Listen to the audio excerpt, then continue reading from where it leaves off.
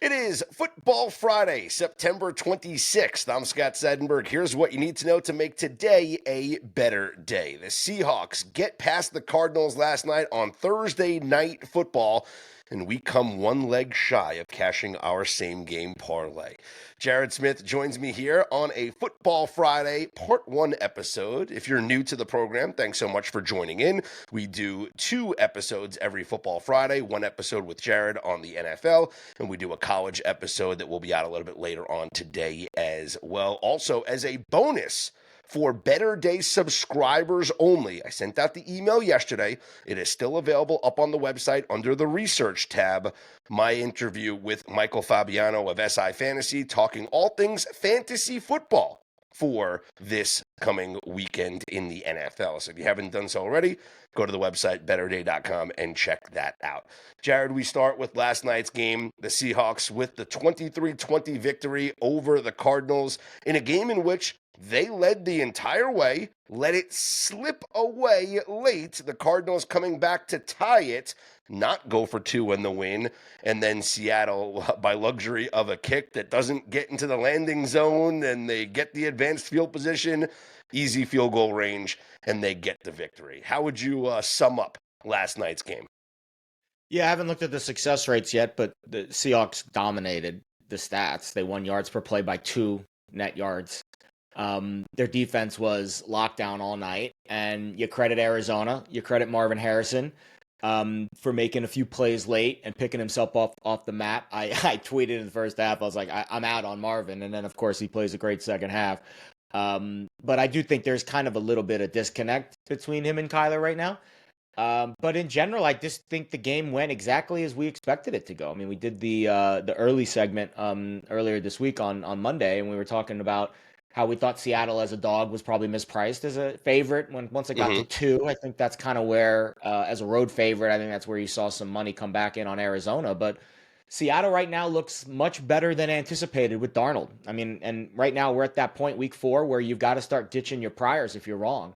And I thought Geno to Darnold was a downgrade, and that was the completely wrong assessment. I think it might actually be an upgrade. And I think it's fair to say that his time working under KOC and Shanahan, 2 really good quarterback gurus, has matured him a lot, and he looks like a very different quarterback in Seattle, and they've got a lot of weapons around him. Yeah, it was one of those games where you kind of sat there in the second half or the fourth quarter, and I thought Doug Kazarian, shout out Doug, had a great tweet last night. He was like, it's that time of the game where defenses play prevent and Kyler Murray comes back and like fools people into thinking that he's a capable quarterback. And it's like it happens all the time because he goes throughout the game and you're like, yeah, this guy just ain't it, right? And then at the end of the game, he engineers some sort of comeback when the defense is laxed. He runs for a couple of big plays, and all of a sudden it's like, man, Kyler Murray is him. But really, he's not.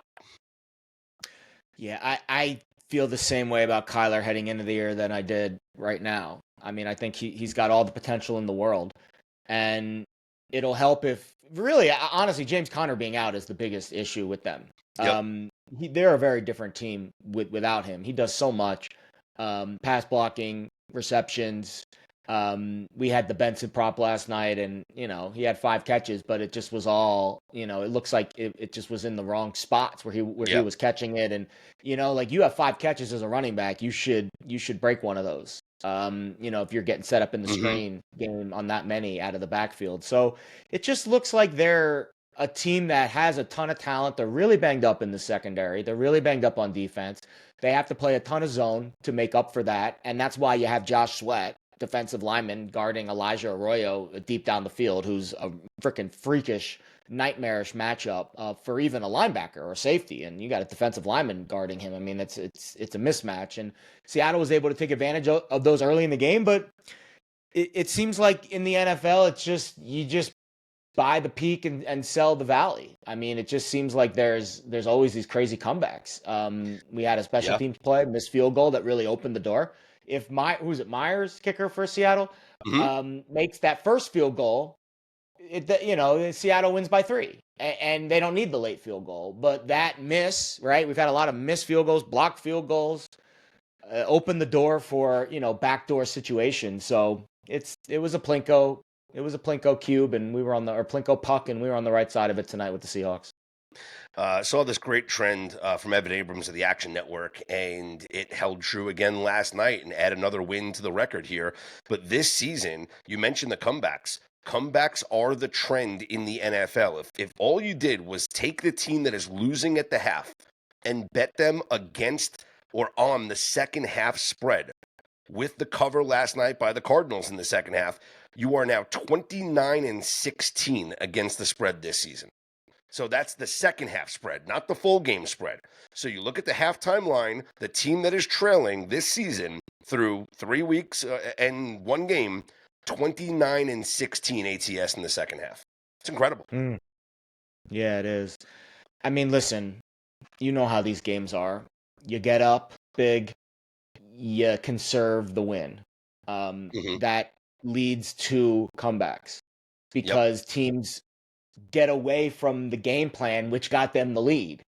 And it just, it goes against what you should be doing. But there is this not for long, I call it TPS or TTS or TSS. Yeah, can't get it's late.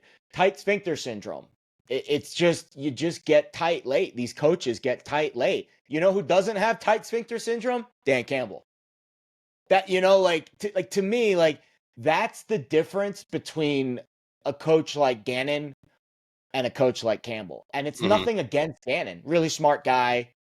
McDaniel probably in that same boat as well. Like, these guys are super smart and they understand the analytics and the X's and O's and everything, but they've never been in a dogfight and a battle before. And then when it gets tight late, they get tight. And that's why you see a lot of these comebacks that take place. Yep. You just wanted to say sphincter on the show as many times as you Well, could. I've used it on a lot of shows. I couldn't get the abbreviation right in my head. Where the letters were all fakaked.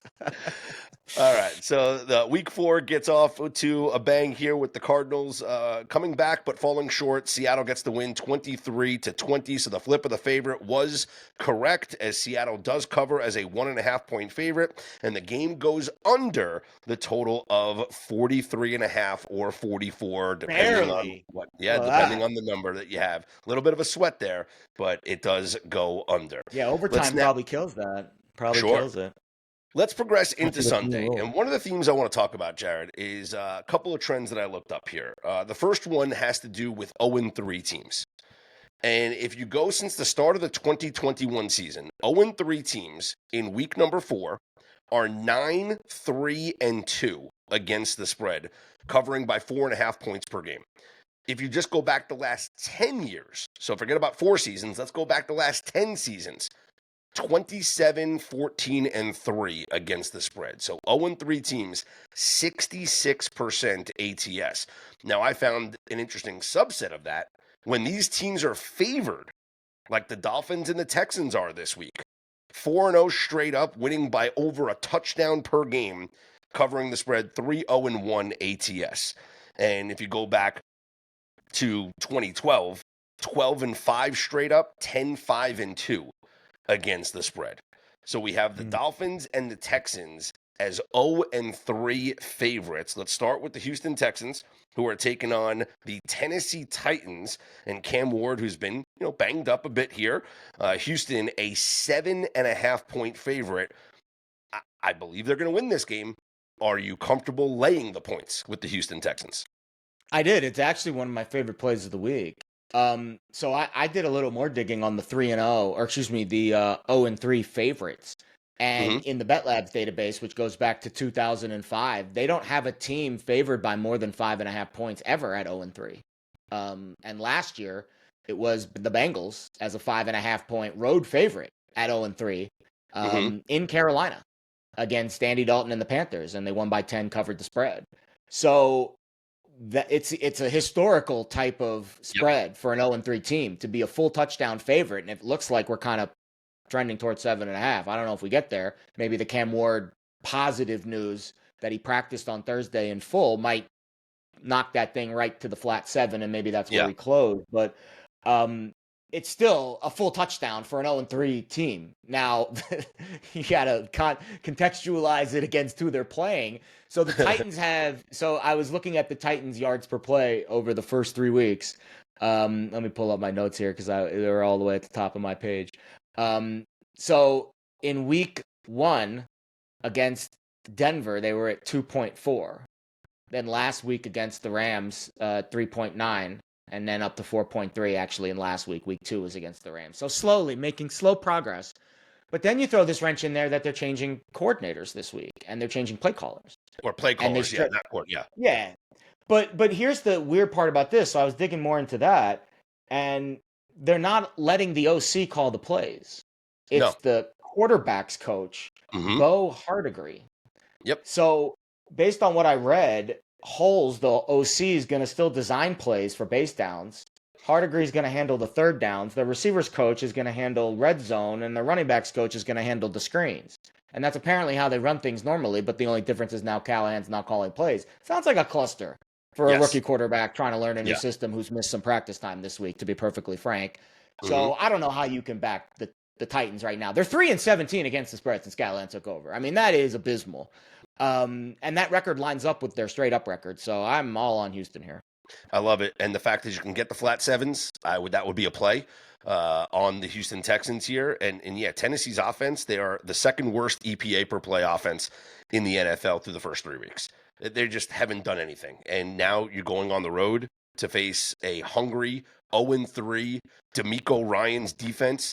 They're going to get after the quarterback a lot in this game. So I think that it's going to be a big, like, right now, I'm telling you right now, you want to sprinkle on a little anytime touchdown, go Houston defense / special teams. Because I think there could be a defensive score in this game. But I would lay it here. Let's talk about the other 0-3 favorite, and that is the Miami Dolphins against the New York Jets. Now, Justin Fields did return to practice, so a little bit of optimism that Justin Fields will play for the Jets. They do have the extra day because it's on Monday as opposed to being on Sunday. But the Dolphins right now are favored over the New York Jets. They're 2.5-point favorites. The 2.5s are at -120. There's a chance this thing gets to 3. Would you lay it with Miami here, looking at these trends of the 0-3 favorites? Yes. But the Jets have this weird thing about covering and not winning. Can someone tell Aaron Glenn that his team lost the game on Sunday? No, we got to celebrate. We got to celebrate because we're so happy. Moral victories. That's, man. And listen, I have a lot of Jets fans that follow me. I think you're a Jets fan too, right? Mm-hmm. It just, that kind of shit drives me nuts. Yeah. Like, they seem like a team that's just happy to compete. Now, they'll be feisty and cover a bunch of numbers. Now, this number's obviously tighter, right? It's going to be hard for the Jets to keep it within the number and lose the game. But don't put anything past the Jets. They'll figure out a way to lose this game by 2. Yeah. But this game absolutely means more to McDaniel than it does to Glenn. I mean, McDaniel's really on the hot seat, where Aaron Glenn is clearly still in the honeymoon phase. Applauding losses, like, yeah, good job, guys, great effort. We'll get them next game. Like, that's something I say to my 12-year-old kids, when I coach them. And even them, I would get a little harder on them if they lost the game than Aaron Glenn applauding it. I would never applaud a loss. I would shake the hand to the team after the game, and I would go back and talk to my team and say, good effort, but we need to clean this up. I don't understand how an NFL head coach is applauding losses. It mind boggles me. It boggles my freaking mind. But the Jets will battle. They'll be feisty. 2 is Charlie check down. That's what I noticed. 4.3 yards per attempt last week. That was the second lowest of any quarterback. So it's kind of tough to really think of them as an explosive offense at this point, despite their weapons. This feels like an under game to me. Sloppy Monday night game, 20-17. The Dolphins pull out a squeaker. That's what it feels like to me. So this, obviously being a Jets fan, like when the Jets go down to Miami, it's like another home game. It's gonna be humid down there too, I'm sure. Yeah. So, the weather. Yeah, but it's a night game, so it's not going to be as hot as it would be. But the humidity it doesn't matter. The humidity, the air is always bad down there, even when it's nighttime. But as far as the crowd, like, it's always been a pro-Jets crowd down there. And if you go look at the history of the database, going back to 1989, the Jets are 22-11-2 in Miami, ATS. But recent history, because the Jets have been bad recently, they are just 2-6 in their last 8 2-6 ATS in their last 8 trips down to Miami. Yeah, So different coaching staff for the Jets. sure, Tough to, and the Jets have, how many quarterbacks have cycled through. Like, yep, I think with certain trends like that are more team based and not market based, I really struggle to contextualize them. Like, yeah. how many different quarterbacks and how many times were the Jets like a 10-point dog down there against a good Dolphins team? Like, this is a tight game. Whoever wins is going to cover.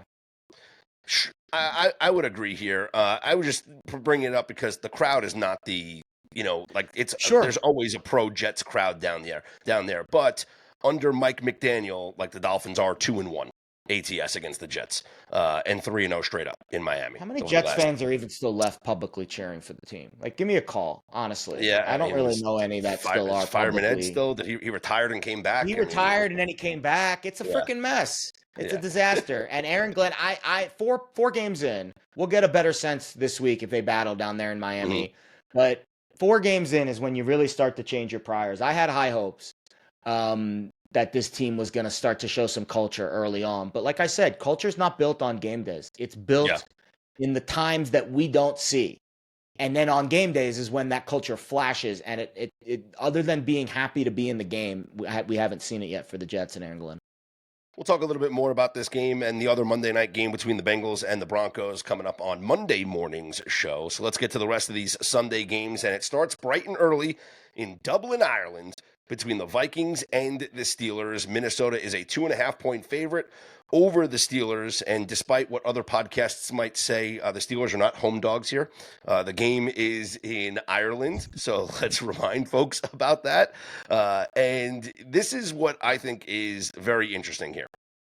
I looked at last year's game between the Jets and the Vikings, which was also an international game.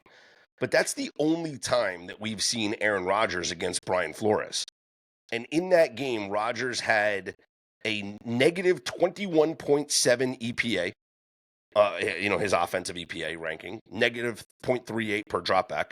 He was sacked 3 times. He threw 3 interceptions. He had a negative 13.2 completion percentage over expected. So while the score looked a little bit closer because the Jets actually came back and gave themselves a chance in that game last year in London, Aaron Rodgers was terrible against this Vikings defense. I see no reason why this year with this Steelers team, it's going to be any different. I think Brian Flores has his number. I think Brian Flores is going to draw up a great scheme. I think the Vikings are getting healthier which is great for them, right? We saw Darisaw get back. We saw, Harrison Smith get back. Like a healthier Vikings team, I'm laying it here on the road.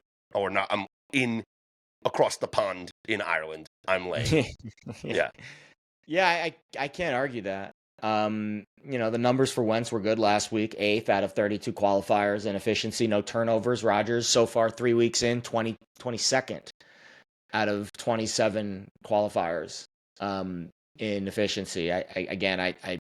He's a below average quarterback, maybe average at best at this stage of his career. He can kind of steady the ship and make some nice plays, but he's not going to elevate his team, I think. The biggest surprise is the Steelers' defense being 23rd in EPA per play through 3 weeks. That is alarming.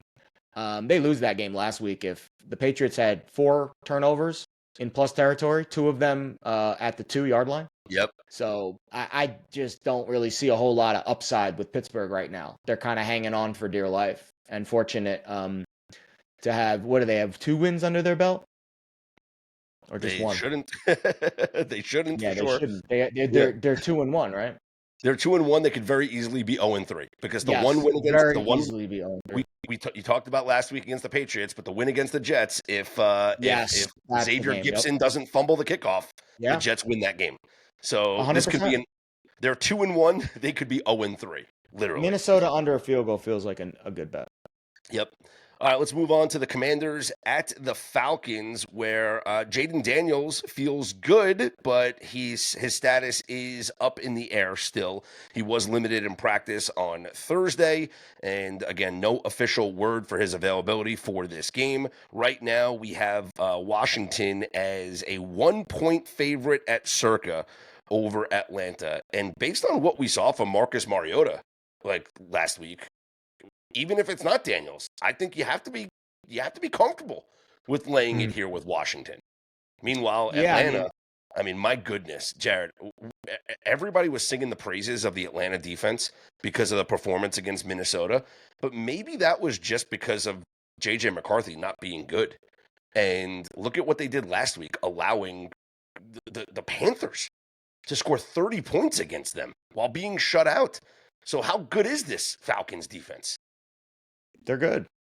They're fifth in efficiency. They're good. The problem is Penix can't complete the broadside of a barn right now.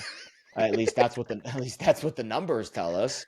He was 31st out of 32 qualifiers in EPA per dropback last week. Atlanta's offense so far through 3 weeks is 27th in efficiency. Penix threw 2 picks. They didn't reach the red zone. Weird game statistically against Mm-hmm. Carolina last week.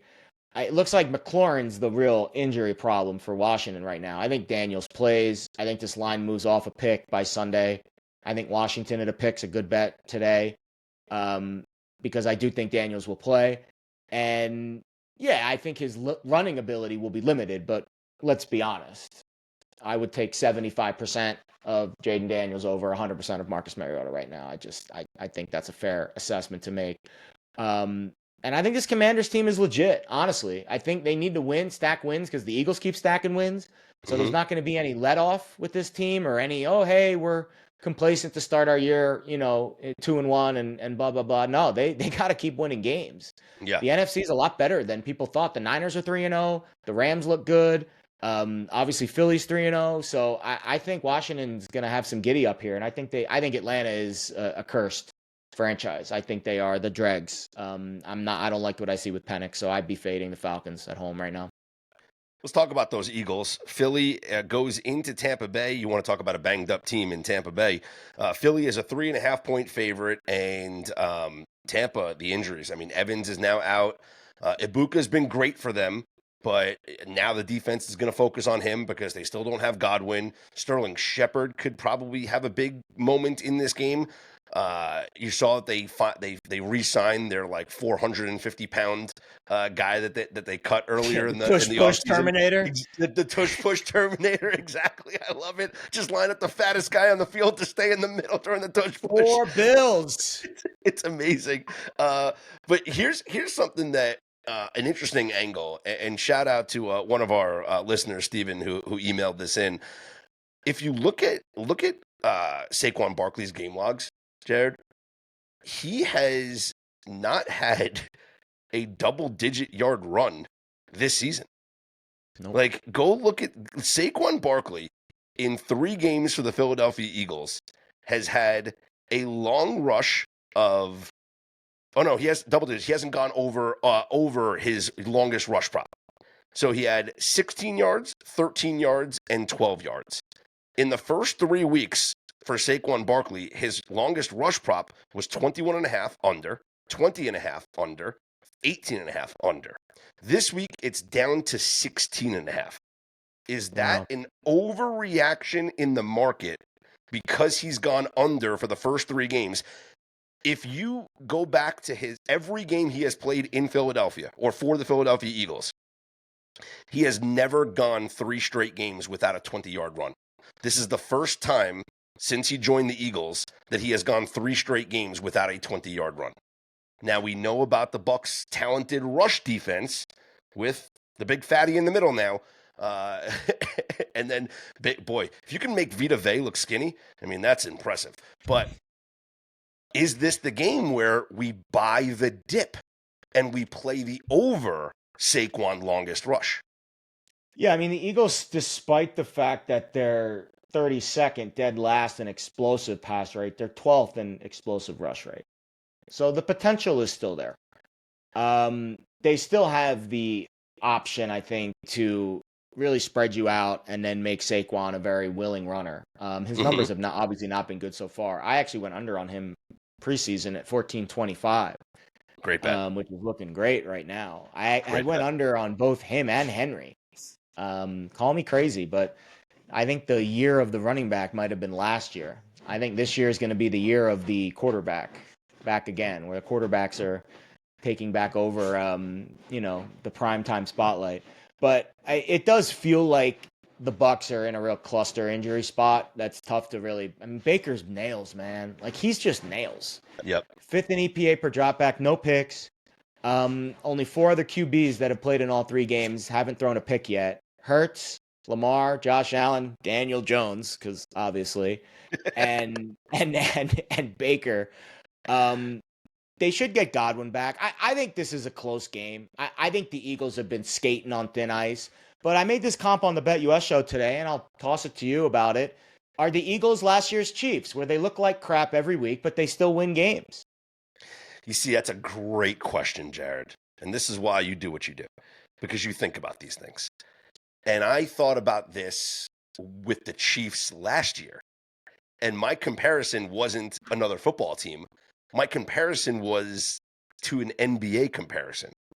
When the Golden State Warriors were in the midst of their dynasty, there was after they had the record wins, right? The 70 whatever. Yeah. 73, after that season, they were not really covering the regular season. They were kind of meandering through the regular season. And it became one of those things where when you know you're going to be in the playoffs and you know what it takes to go through the grind that is the playoffs, sometimes these veteran teams just throttle it down in the regular season. And we saw it from the Kansas City Chiefs last year. The Kansas City Chiefs said, you know what? We're going to make the playoffs. And you know what? We know exactly what it takes to win every week in the playoffs. Let's take it easy. We don't have to push Travis, you don't have to push yourself during the regular season. We need you in the playoffs. Stay healthy. We don't need you. Let's just cool yourself a little bit. Go have fun with your girl. We're okay. The Eagles win the Super Bowl last year, and now they might be thinking to themselves, look, we're the class of the NFC. We're going to make the playoffs again. We know what it takes to win every week in the playoffs. Let's make sure that we're healthy and ready for the playoffs. And so Saquon, take it easy during the regular season. Hey guys, take it easy. We don't need to push ourselves so hard because whether it's 13 wins or 12 wins or 11 wins, we're still going to make the playoffs. And that might be what we're seeing here from Philadelphia. Sure. I think that's exactly what they are. But that doesn't mean I want to lay more than a field goal with them, especially on the road. Against a team that's kind of had their number lately. I mean, the last really bad, ugly, gross, oh my God, Eagles rock bottom loss was in the playoffs 2 years ago in Tampa. And that's when they got rid of the coordinators and then they reloaded with Kellen Moore and Fangio, and then they won the Super Bowl the next year. So Bowles kind of has this team's number. You would think, and again, another week, we talked about it on last week's Friday pod, and it didn't come to fruition, despite the fact that they false started on another tush push, and they didn't call it, even though they said they were going to call it tighter. They didn't call it tighter, and they went 4 for 5 on 4th downs. I mean, it really is a very strange strategy to rely on every week to just get to 4th and 1, and I don't know if they're going to allow them to continue to do it, but until they call the false starts on these tush pushes, I can't really go against Philly. It's kind of like the Chiefs of last year. Again, I think they're going to win the game. The spread's probably right. Maybe you go under 44.5 because neither team can really explode right now. But I do like what I saw in the second half last week from the Eagles offense. They found a weakness in the Rams secondary. They were playing a lot of cover 2, as most teams do these days, and they were sending Goddard on the seam up the middle, and that put that safety in conflict. And they would basically just run 4 verts like you would in Madden. And you put those whole safeties in conflict. And Goddard caught a touchdown on a seam route. And then they had a bunch of other explosives in the second half on just basic vertical routes because they were noticing a flaw in that cover 2 where a linebacker had to drop in and they just kind of were inverting it. And it was not a good situation for the Rams. So maybe Patullo's kind of finding his rhythm a little bit as a play caller. I had my doubts before the season. But you nailed it. It's the running game. They got to get that running game going with Saquon for them to really be back to the Eagles offense we remembered last year. They would bludgeon you in the fourth quarter where they would hammer, and then they get that big explosive in the fourth quarter with Saquon. He'd go for 50 and a touch, and they would just break your spirits. We haven't seen that yet this year.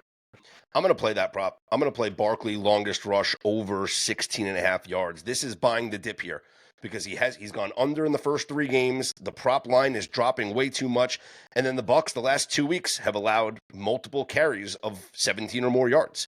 So it was last week Breece Hall. The week before that, I think it was Chubb, and also even C.J. Stroud had like a 19 or 20-yard run in that game. So I think we are getting it here. So I'm going to do it. I'm going to go over 16.5 for the longest rush here for Saquon Barkley. I'm going to stay away from the spread just because I can see the game going either way. I mean, you're right. I think Philly wins, but I'm going to avoid laying the 3.5 on the road here. Let's talk about this massive spread between the Buffalo Bills and the New Orleans Saints. 15.5. 15.5. Can I interest you in taking the Saints? Yeah, I think Fez gave it out on the BetUS show today. He gave out a good trend. I think it was teams coming off a 30-point loss tend to be pretty profitable. I mean, the Saints, listen, I was on Seattle last week, and I think Seattle's a much better team than we expected, and New Orleans was playing better than expected, but Seattle still had the Darnold ghost narrative going against it. I mean, just when we look back on the season and we're like, man, we could have gotten the Seahawks as basically a touchdown favorite at home to New Orleans. We're going to be like, damn, that was the bet of the year right there. But I do think this Saints team is vulnerable to the explosive for sure. And they were really bad on special teams too last week. And that's another thing for you to keep an eye on with Buffalo. Buffalo does have a really good special teams vibe about them. They drew the penalty last week that kind of flipped that game against Miami. They're on long rest, but they have no motivation to win with margin. This is either New Orleans or pass. I wouldn't lay this many points with the Bills. Yeah, I think what intrigues me is if you want to look at a derivative market is maybe let's just go with the Saints team total to go over. Because they're not going to cover 15.5 if they don't score any points. So if you think that, hey, they're live to score 15.5 or they're live to cover 15.5, well, that means that you are banking on them to score a couple of points. It's not going to be a defensive battle. I don't think Buffalo wins this game, 20-3, right? And they lose 24-10 and you're pissed off. Because you nailed it that they're going to keep this game relatively close. Saints team total is 10? No, 7.5. It's the whole game is 7.5? No, that's got to be the first half. That's the first half, yeah. The full game. You're right. Say that is a ridiculous. Full game is 16.5. Yeah. I mean, they could lose 24-10, and you nailed the handicap because Buffalo has no motivation to win with margin, and they're just cruise control because they're one of those teams like the Chiefs that know their most important games are in front of them. I don't mind those derivative markets, but much more to the case when I think this offense is undervalued. I don't think the Saints offense is undervalued. I just think it's more a fade of Buffalo winning with margin. Go look at Josh Allen as a double-digit favorite.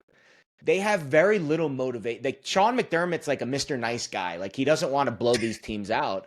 And we saw it last week in the Miami game. I laid 11, and I thought the box score read like they should have won by 2 touchdowns or more, and they won by 10.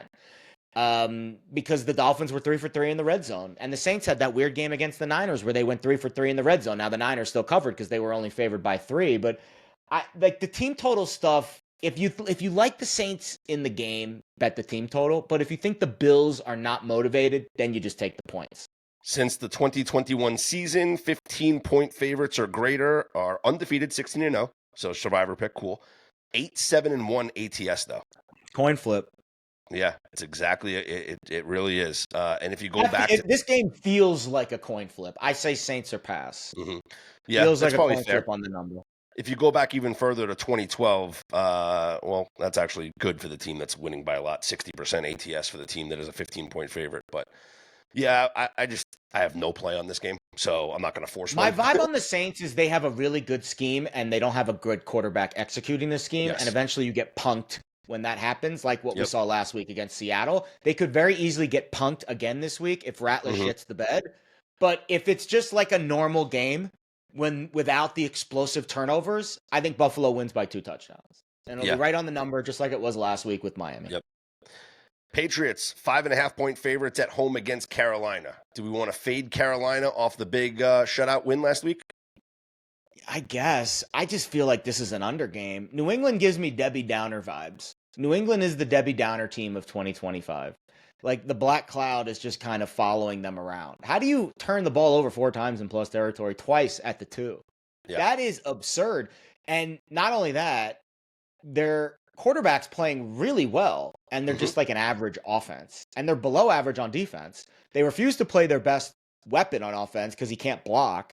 Like, it's weird. It's a weird vibe. I expected much better energy from a Mike Vrabel coach team, and we haven't seen it yet.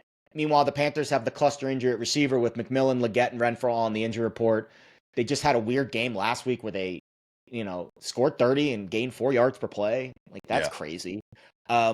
43 felt like a higher total than it should be for a Panthers team, even though their defense stinks. I think their defense actually played okay last week. But, yeah, I felt like it had under vibes to it this game. Let me ask you, Ramondre Stevenson's rushing yardage prop is 32.5. Does he see the field? I have no idea. If I would follow some beat reporters with the Patriots that are closer to the situation than me, I think when you have those situations, it's all about the coach-player relationship. And I haven't covered that team one bit all year, really. I mean, I'm not that close to the beat reporters. I don't have a Boston media connection. I would say follow some of the beat reporters because it's all about how the vibe is between Vrabel and Stevenson. I can't answer that. The ESPN's Dan Graziano said that the Patriots are likely to reduce his workload. Makes sense. Why don't you just play Henderson? What do you have to lose at this point? You drafted him in the second round, and he's tearing up the preseason, and the dude hasn't played because he can't block? Figure it out. Call plays that don't require him to block. That's what I would do. So but maybe we go. What do I know? I coach 12-year-olds. Like maybe Travion Henderson over 44.5 rushing yards. Maybe that's the angle. I mean, you would think that's the real play to make because Stevenson comes back in and he's pissed off because he's not playing and he busts 1 yarder and he busts one long one and you're screwed. Yep. Whereas the natural handicap to fading Stevenson would be to actually play the guy that you drafted in the second round to be your game breaker. Yes. That would be, again, what I would do if I was coaching the team. But again, what do I know? I just coach 12-year-olds. Hey, those 12-year-olds listen, okay? They are good. They're freaking nasty. Some of them are like 6 feet, 200 pounds. Let's talk about the Lions. 10-point favorites at home against Cleveland. This is actually a play that I made. I laid the 9.5 with the Detroit Lions. Wow. And it's a total fade of the big win by the Cleveland Browns last week. So this is something that we looked up earlier this week, that when you win a game as a touchdown underdog, and then the following week, you are also, once again, a touchdown underdog on the road. You are, in all-time history of the database, 30, 52, and 2 against the spread. Since 2012, you are 8 and 18. These teams are 10 and 74 straight up all-time, 3 and 23 straight up since 2012. This is a spot where the Browns will absolutely crumble. Last week's win was phony. They were down 10 with 3 minutes to go in the game, and they won the game. We are going to fade the miraculous win. Everybody's happy. Everybody's excited. And this is something that I also want to talk about.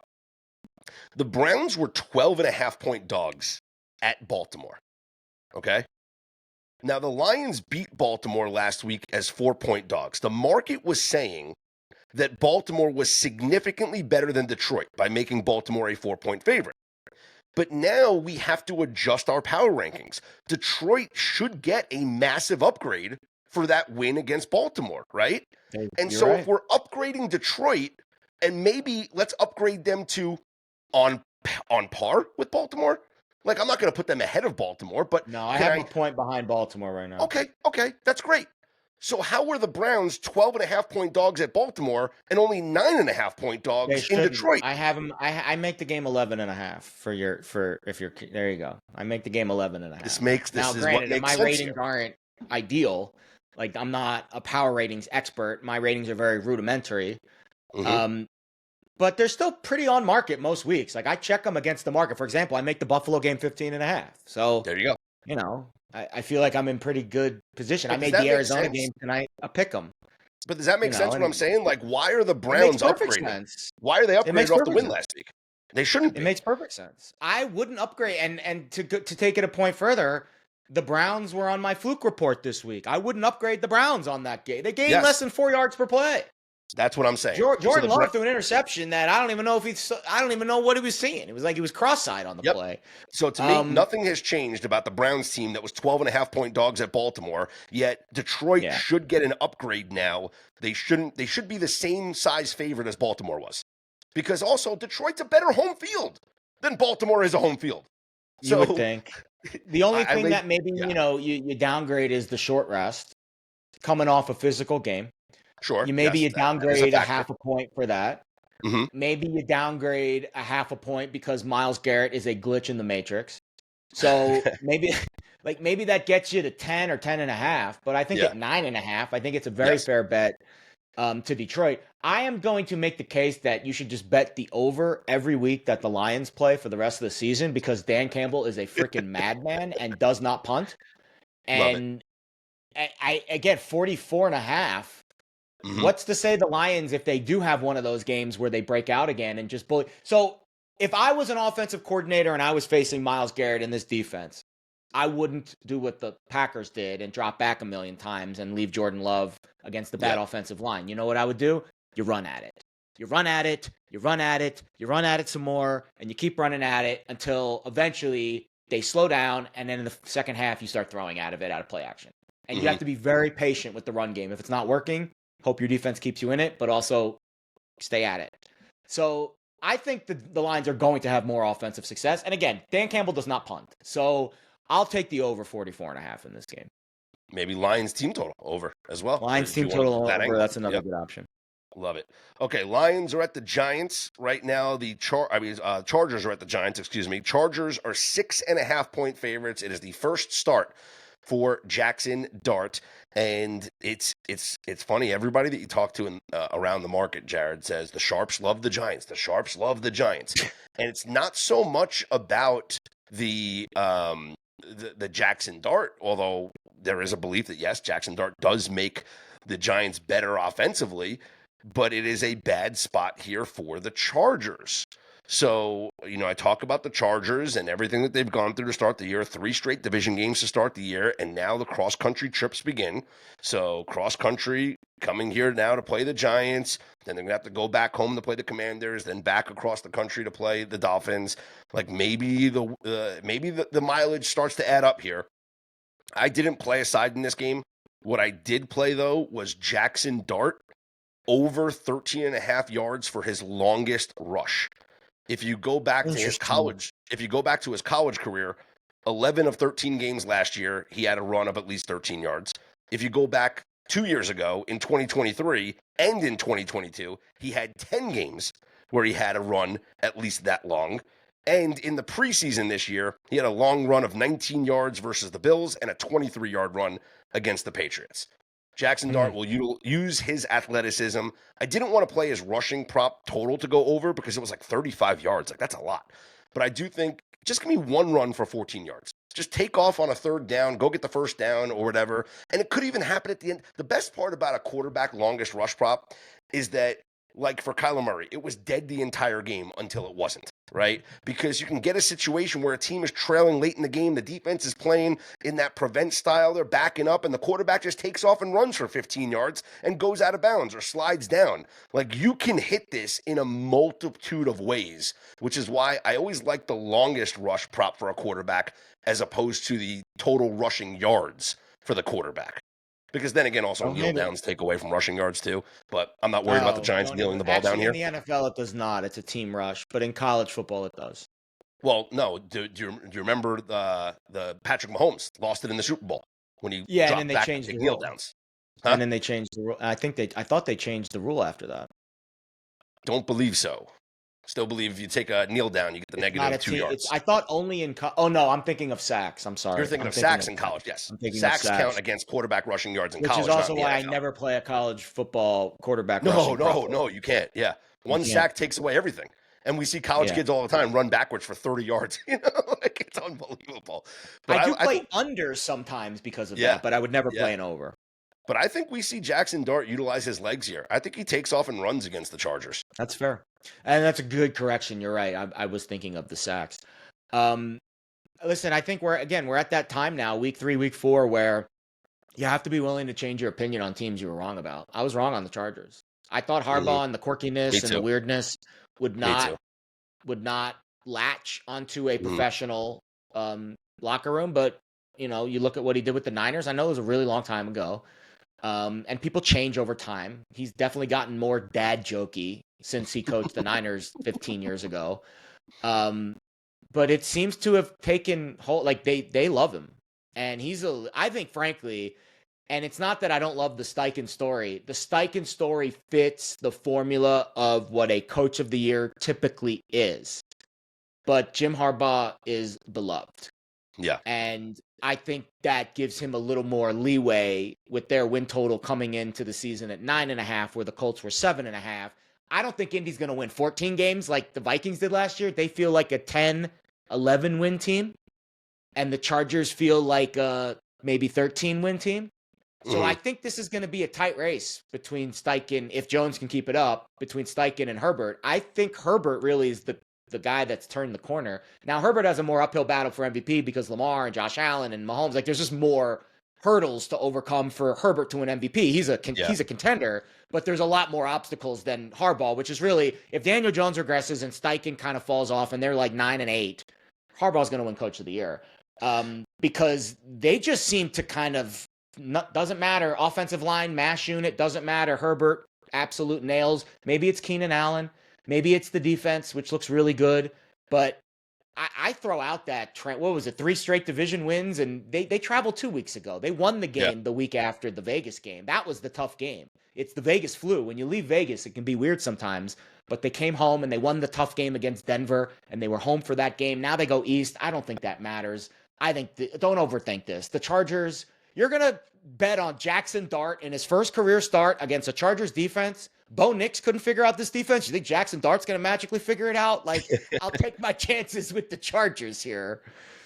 It's the other thing that you have to acknowledge that's been really impressive with Herbert is he's utilizing his legs a lot more, like more so than we have seen from him. And that's another, if you have like a Herbert MVP ticket or whatever, that's another thing that is really, it's kind of brought an interesting new dynamic to his game of him utilizing his legs in important spots here. So a lot to love here with the way Justin Herbert is playing. Let me ask you a question about the Chargers. What's the narrative always been? Collapse fourth quarter, right? Yes.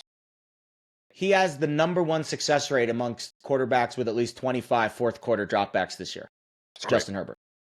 So if the narrative is the Chargers fold like a cheap tent in the fourth quarter, and the numbers say, and that drive against Denver where he's, eluding pass rushers and throwing dimes to Keenan Allen for game-tying touchdowns in the fourth quarter, what's the weakness? The weakness was always fourth quarter collapse. That doesn't appear to be the weakness anymore. So now what is their weakness? You just got to get yourself a high-profile girlfriend. I mean, it's worked out. It's worked out for Josh Allen, and it's clearly working here for Justin Herbert. I guess Travis Kelce's situation still yet to be determined. Although I'd say it's working out pretty well. He won a Super Bowl, right? He won a Super Bowl the year they started dating. Very true. Yes. Okay.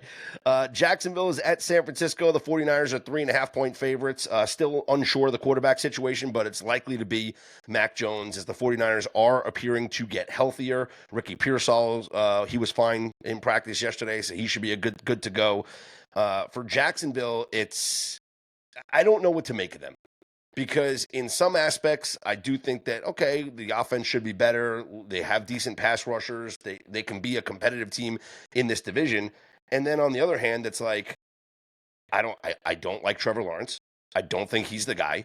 Brian Thomas has taken a major step back.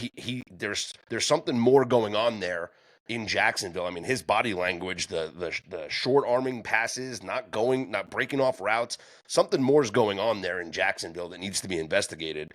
And I'm just in love with this 49ers team. I know they lose Bosa. I know it's a big blow to them. This is still an extremely talented football team that I think gets the job done here at home against Jacksonville. Let me get this straight. The Niners were laying 3 at New Orleans, and they're still laying basically 3 against the Jags at home. Yep. I think Purdy's back. I think this number moves off the key. I think the Texans are a tough team to gauge right now. The defense is top 5 in EPA per play, but they face Bryce Young, Jake Browning, and CJ Stroud without Mixon and a bad O-line.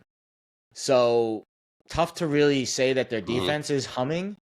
And they have no idea what to do with Travis Hunter, who has 7.5 yards per catch and 16 targets in 3 games. He looks like the toy that you buy and you just don't want to take it out of the box. Here is a tip for the Jaguars front office. This guy was a lockdown corner in college football. Forget the offense crap. He is not Yep. Deion Sanders. There are no more Deion Sanders. They don't exist. Turn him into a corner. You know how valuable a lockdown corner is in the NFL? Yep. Way more valuable than a slot receiver that can maybe make a play or two once or twice a game, which is kind of what he is on the offensive side right now. So, again, I just coach 12-year-olds. What the heck do I know? But enough of the BS of the two-way stuff with Travis Hunter. He's a good corner. Make him a lockdown corner. I agree. I think the Niners are the side. I think that you bet under on the total. Purdy's back. They boosted the total up, I think, from 44 to 47. Why? There's not a big jump with Purdy to Jones to Purdy. They're kind of the same quarterback, frankly, especially less than 100% Purdy. And you're not moving a total up 3 points because Bosa's hurt, because Michael Williams is back. So I feel like the Niners, this is kind of a slog and they win like 23-17 or something, This was interesting. Robert Saleh in his press conference yesterday talked about how the Jaguars under Liam Cohn and the staff members there that came from, some Minnesota guys, that they steal signals. And I read that. Yeah, he stressed that it's nothing illegal. It's that they've noticed that they are, when you watch them on film, it's like, hey, how did they know to be in this situation? And that's it's like a tweak. That's a tweak. Yeah. He's trying to screw with them because you don't call it stealing signals. You call it scouting. It's called watching film. Yeah. And he's calling it stealing signals to try to screw with their heads. It's a mind game.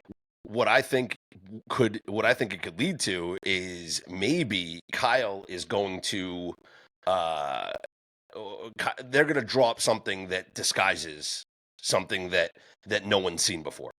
Like we might see something from San Francisco that we haven't seen on film yet. Yeah, they're just going to change their calls. It's going to be a pain in the ass.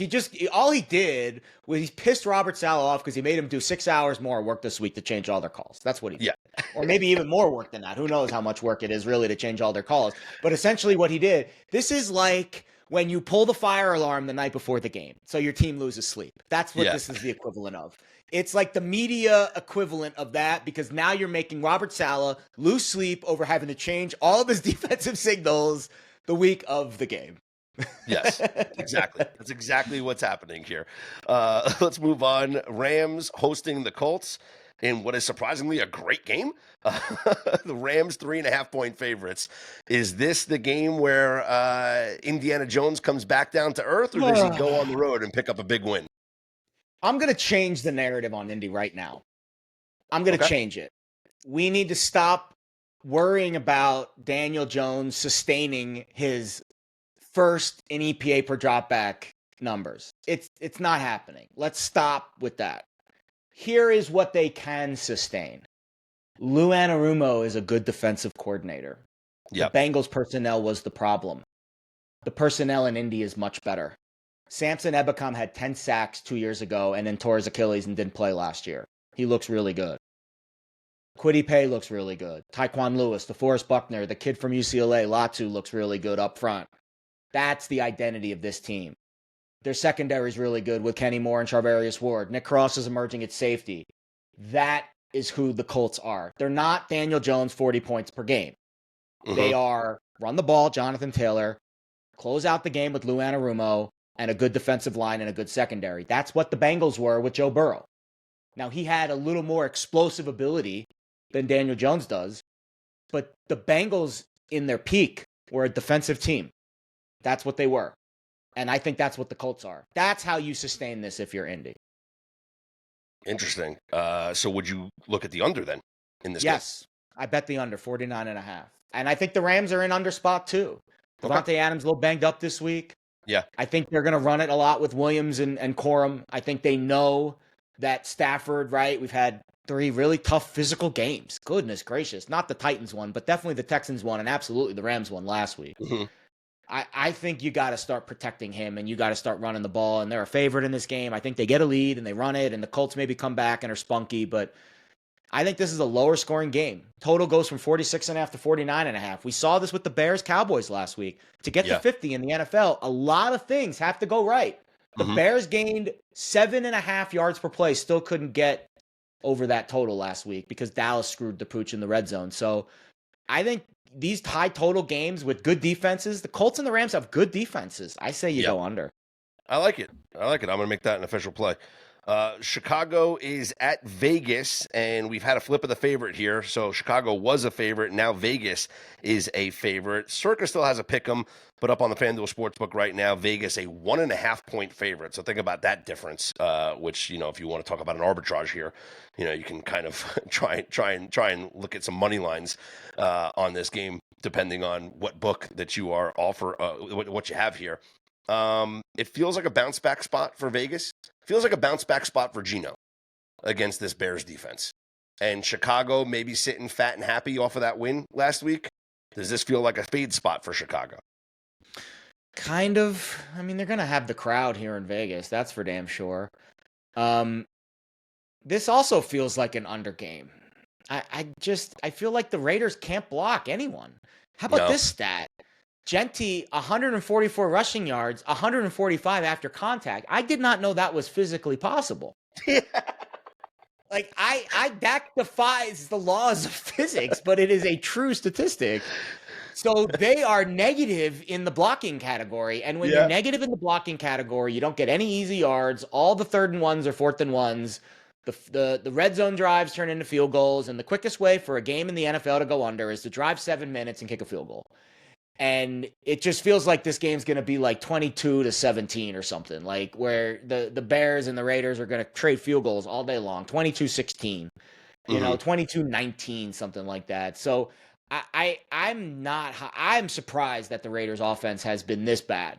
I expected more creativity. I know maybe the blocking personnel is not there, but maybe you get creative. You run duo.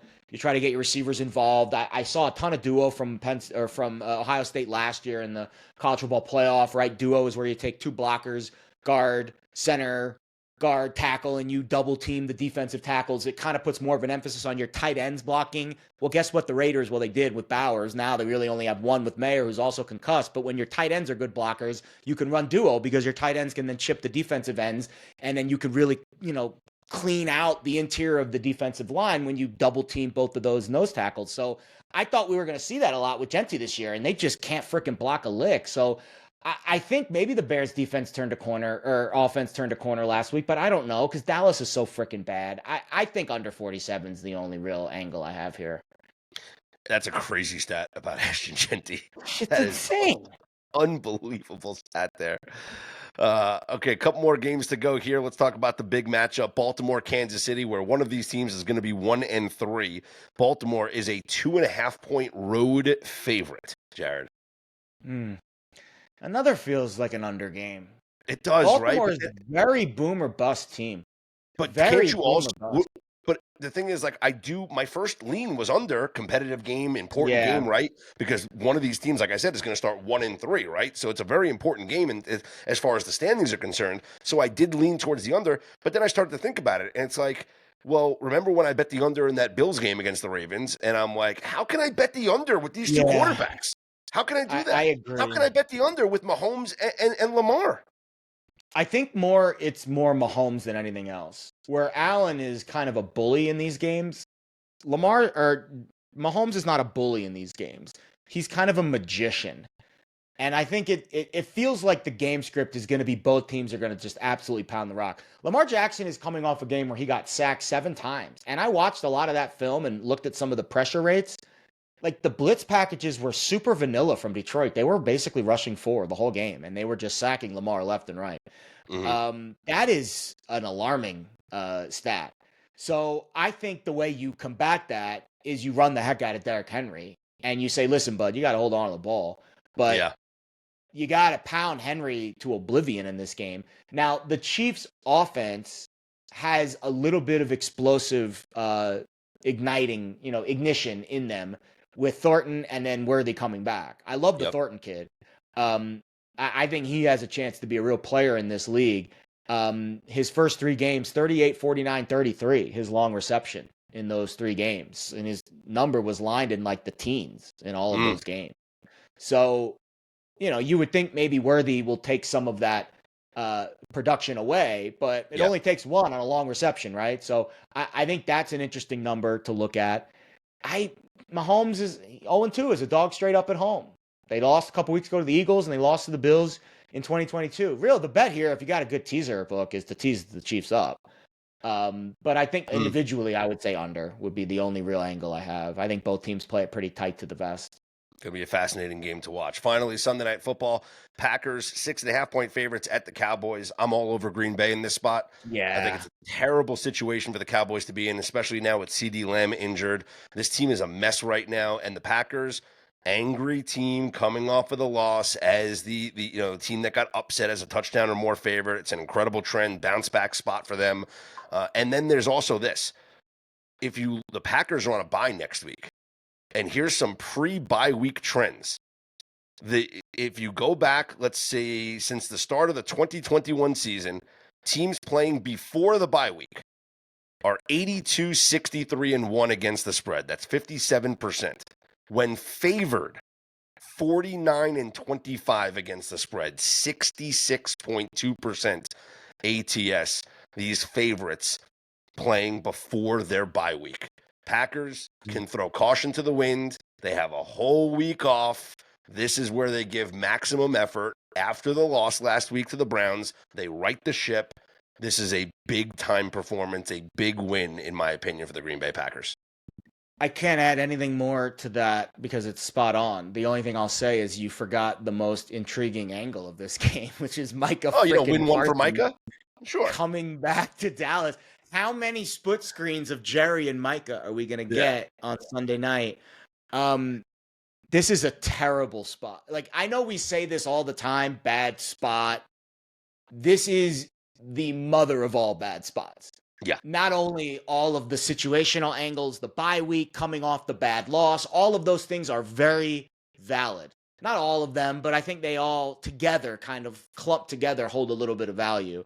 But in reality, the emotional edge that Green Bay has, because it wasn't like a typical situation where the Dallas players are upset that Micah left. It's the opposite, actually. The Dallas players are probably upset that Jerry forced him out. So it's like the double whammy here, where obviously Green Bay and Micah are going to be up, but Dallas is like, what the heck? We got to go against this guy. Screw you, Jerry. Like, it's a weird psychological angle here that I think really favors the Packers. And you're getting it for less than a touchdown. And this stadium, remember the playoff game a couple years ago where Green Bay's offense came in and was just absolutely nails? Like, this just feels like last week was a mulligan. Give me the breakfast ball off the first tee against Myles Garrett, and let's tee it up on hole number 2 against this really soft Cowboys defense. And I think Jordan Love's going to go nuclear. We thought that Michael was going to be a Cowboy forever, but I looked him in the eye, and he agreed to the deal. But that's just the way that I work. I've always worked that way. That's pretty good. Jerry, just stay on Landman, okay? That you're much better as an actor. Fantastic on Landman. Did I give you that take? No, I've seen. Better actor than GM. He's amazing. All right, that'll do it for our Football Friday episode. Keep in mind, Football Friday part number 2 comes out a little bit later on today, a little late morning, early afternoon release. So you'll get that on the podcast feed as long as you are subscribed to the podcast Better Day, wherever you get your podcasts from. This week's guest will be Kyle Hunter.